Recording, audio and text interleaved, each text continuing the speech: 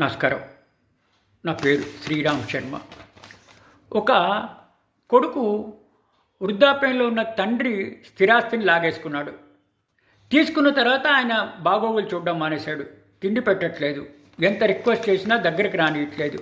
ఇంకా చేసేదేక ఆ వృద్ధ తండ్రి సంగారెడ్డిలోని సీనియర్ ట్రిబ్యునల్లో కేసు పెట్టాడు. సీనియర్ సిటిజన్స్ మెయింటెనెన్స్ ట్రిబ్యునల్లో ఇట్లా నా కొడుకు అన్యాయంగా నా ప్రాపర్టీ తీసుకున్నాడు, నాకు తిండి పెట్టట్లేదు, వృద్ధాప్యంలో చాలా కష్టాలు ఫేస్ చేస్తున్నాను అంటే నోటీస్ ఇచ్చాక సీనియర్ సిటిజన్స్ ట్రిబ్యునల్ చాలా సీరియస్గా తీసుకుని ఇమీడియట్గా ఆ ప్రాపర్టీని క్యాన్సిల్ చేసి తండ్రికి ఇప్పించడం జరిగింది.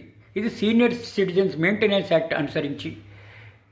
ఇదే సివిల్ కోర్టులోకి వెళ్తే కనీసం 5 నుంచి 10 ఏళ్ళు అయ్యేది.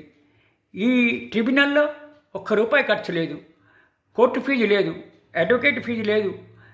కేవలం కంప్లైంట్ ఇస్తే చాలు, ట్రిబ్యునల్ వెంటనే రియాక్ట్ అయ్యి సీనియర్ సిటిజన్స్కి హెల్ప్ చేస్తుంది. ఇది చాలా అంటే చాలా బాగుంది.